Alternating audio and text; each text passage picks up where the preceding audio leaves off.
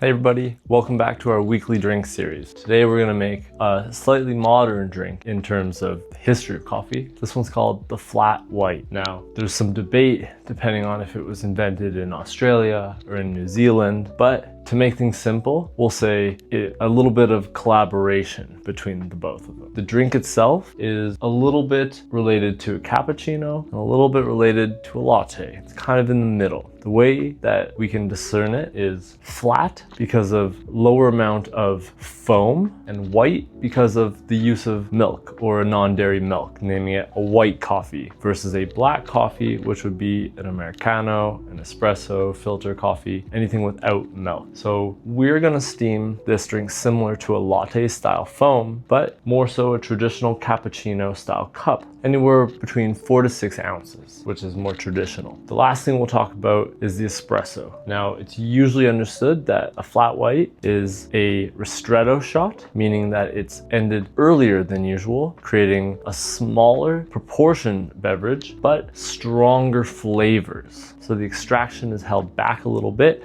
but it's more intense with its aromas and its flavors, cut through and give you a stronger, creamier mouthfeel. So let's make one. And for our shot today, we're using 18 grams of coffee in, and we're gonna stop it just around 25 grams. A little shorter than what we would have aimed for, around that 35, 36 gram weight. This shot of espresso is definitely a shorter brew, but it's going to be more intense in the flavors. Now, we'll steam our milk.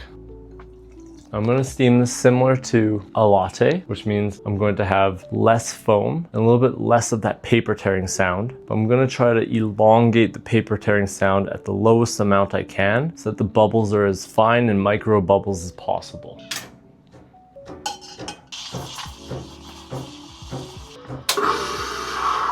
Now, I'm going to pour just like any other beverage.